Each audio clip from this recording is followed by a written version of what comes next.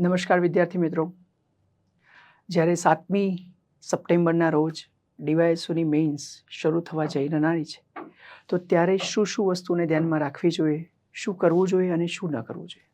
એક સ્વાભાવિક વસ્તુ છે કે જ્યારે મેઇન્સ નજીક આવતી હોય અને પ્રિલિમ હોય કે કોઈ પણ એક્ઝામ હોય ત્યારે સ્ટ્રેસ દરેક વ્યક્તિની અંદર આવી જ જતો હોય છે. તો આ સ્ટ્રેસને દૂર કરવા માટે અને પરીક્ષાને સફળતાપૂર્વક પાર પાડવા માટે શું વસ્તુઓ ધ્યાનમાં રાખવી જોઈએ. પહેલી વસ્તુ તો એ છે કે જ્યારે એક્ઝામ નજીક આવતી હોય ત્યારે તમારે લોકોએ તમારા જે મુદ્દા નક્કી કરેલા છે કે પ્રોબેબલી આટલા પોઈન્ટ્સ પૂછાઈ શકે એના ઉપર વધારે ફોકસ કરવું જોઈએ. એને મેક્સિમમ રિવિઝનમાં લેવા જોઈએ. પ્લાનિંગ એવું બી કરવું જોઈએ કે જ્યારે છેલ્લા 2 દિવસ બાકી હશે ત્યારે હું એને કેવી રીતે જોઈ શકીશ. એટલીસ્ટ જીએસના કેટલા ટોપિક એવા છે કે જે લેંગ્વેજ સાથે બી મેચ થાય છે અને એટલે લેંગ્વેજના પેપરમાં એ મને મદદરૂપ બને. તો એવા પોઈન્ટ્સનું લિસ્ટ રાખવું જોઈએ અને એ છેલ્લા 2 દિવસની અંદર જોઈ લેવા જોઈએ, જેથી કરીને એ તમને લેંગ્વેજના પેપરમાં બી મદદરૂપ બને.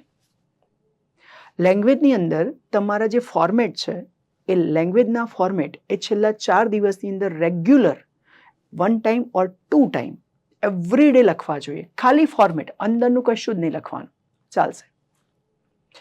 આગલા દિવસે લેંગ્વેજના પેપરમાં જે ટોપર્સના પેપર છે કે એમણે કેટલું સ્માર્ટલી લખેલું છે એવા ટોપર્સના પેપરને ગો થ્રુ કરવા જોઈએ. બીજી વસ્તુ એ છે કે લેંગ્વેજની અંદર તમે કોટેશન છે, તમે નાના ટચુકડા, શબ્દ સમૂહ, રૂઢિપ્રયોગો કે જે તમારા લેંગ્વેજના પેપરમાં યુઝ કરી શકાય એ લખેલા હોય તો એને બી ગો થ્રુ કરો અને સતત એને વાગોળતા જાઓ, જેથી કરીને જ્યારે તમે લખી રહ્યા છો ત્યારે નેચરલી એ બહાર આવે અને ક્યાંય એટલો ટ્રાય નહીં કરવાનો કે બાય ફોર્સ એ તમે એને અંદર એડ કરવાનો ટ્રાય કરતા હોય. નહીતર તમારો નેચરલ ફ્લો બગડી જશે અને એમાં પેલા લોકોને ખબર પડી જશે કે આ વ્યક્તિ ગોખીને આવ્યો છે. એટલે આ વસ્તુનું રિવિઝન કરશો એટલે નેચરલી બહાર આવી જશે. બરાબર છે. લેંગ્વેજના પેપરની અંદર ખાસ ફોર્મેટમાં ધ્યાન રાખજો. ટોપર્સના પેપર જોઈને તમે આઈડિયા લગાવજો કે કઈ વસ્તુઓ એને કેવા ફ્લોમાં લખેલી છે. જોડણીની અને ગ્રામેટિકલ એરર ઘટે એવો પ્રયત્ન કરજો. બરાબર છે. નેચરલી જે આવડે એ લખજો, ક્યાંય ગોખેલી વસ્તુઓ ના લખતા કે પહેલો પેરેગ્રાફ મારો તૈયાર જ છે. જનરલી સ્પીચ હોય તો લોકો ગોખીને જ જાય કે ભાઈ આ લોકો આ રીતે અભિવાદન કરવું, કન્ક્લુઝન આ રીતે જ કરવું. ગોખીને ના જાઓ આખા પેરેગ્રાફ. શબ્દો, શબ્દ સમૂહ, ફ્રેઝીસ આ બધી વસ્તુઓ તૈયાર કરો અને એને નેચરલી તમારી લેંગ્વેજની અંદર યુઝ કરો. બરાબર છે. તો સામેવાળાને, તપાસવાળાને ક્યાંય એવું નહીં થાય કે આ વ્યક્તિ ગોખેલું બધું ઉલટી કરેલું છે અને એટલે એ તમને નેચરલી સારા માર્ક્સ આપશે. બીજી વસ્તુ શું કરવાની, જીએસની અંદર તમારી આઈએમપી પોઈન્ટ્સ લખી રાખો અને એ કઈ જગ્યાથી વાંચવાના છે એ લિસ્ટ તૈયાર રાખો. એટલી જ વસ્તુ ઉપર ફોકસ કરો. જે આઈએમપી નથી એ બધું રિવિઝન કરવા જશો તો સ્ટ્રેસ વધશે. બરાબર છે. જે અગત્યના ડેટા છે એનું એક પેજ બનાવી રાખો હમણાંથી જ.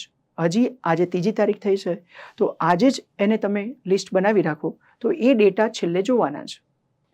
દરેક સબ્જેક્ટની આગળ એનું કેટલું રિવિઝન કરવાનું છે એ અત્યારથી નક્કી કરી રાખો, જેથી કરીને બધું રિવિઝન કરવાનું થાય નહીં.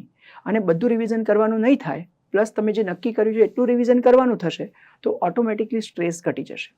બધું પૂછાવાનું બી નથી. શું પૂછાઈ શકે છે ગયા વર્ષના પેપરો ઉપરથી પ્રેડિક્શન કરી શકો છો તમે જાતે અને તમને અંદાજ આવશે કે આટલું પૂછાશે, એટલાનું જ રિવિઝન કરવાનું છે. બરાબર. જો તમે આટલી વસ્તુનું ધ્યાન રાખશો તો ડેફિનેટલી તમને વાંધો નહીં આવે. પહેલું પેપર ગુજરાતીનું હશે અને એ પેપર ઘણીવાર એની ગદ્ય સમીક્ષા કે અન્ય ટ્રાન્સલેશન આ બધું લેન્ધી મૂકી દે ને એટલે એ પેપર છૂટી જાય છે. ઘણીવાર તો સંક્ષેપીકરણ બી લેન્ધી મૂકી દે છે. તો પહેલા પેપરની અંદર સારામાં સારી સ્પીડ રાખજો, નહીંતર એ પેપર છૂટી જશે. બરાબર. તો એ ધ્યાન રાખશો ને તો વાંધો નહીં આવે.